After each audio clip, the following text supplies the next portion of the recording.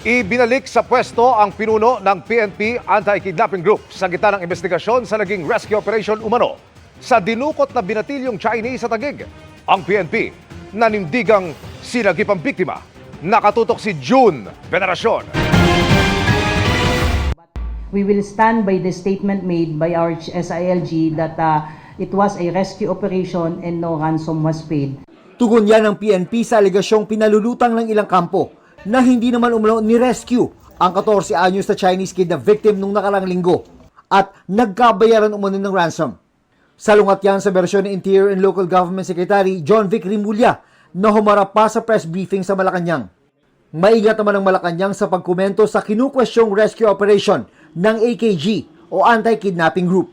As of now, kung yan po ang nababalita, titignan po natin, i-verify po natin kung ano po talaga ang katotohanan dito. Kung ano man po ang katotohanan, manggagaling din po yan sa amin. Sa utos si PNP Chief Romel Marbil, inatasang mag-imbestiga ang CIDG o Criminal Investigation and Detection Group sa rescue operation ng AKG.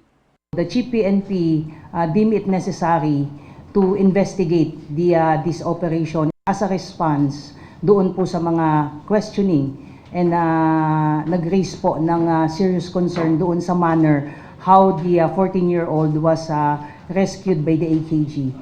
Bilang bahagi ng internal investigation, tinanggal sa pwesto ang acting director ng AKG na si Colonel Elmer Ragay noong February 28. Pero 3 araw ang lumipas, pinawalang bisa ang relief order.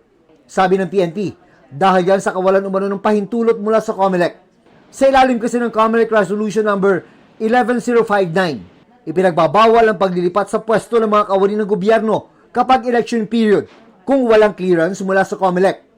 Hindi po natin nakikita yung pagbabalik po ni Colonel Ragay sa kanyang posisyon na para makaapekto po sa ongoing investigation.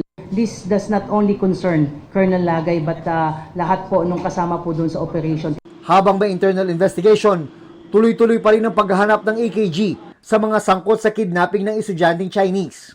They are pursuing very good lead. Para sa GMA Integrated News, June Veneracion, nakatutok, 24 oras.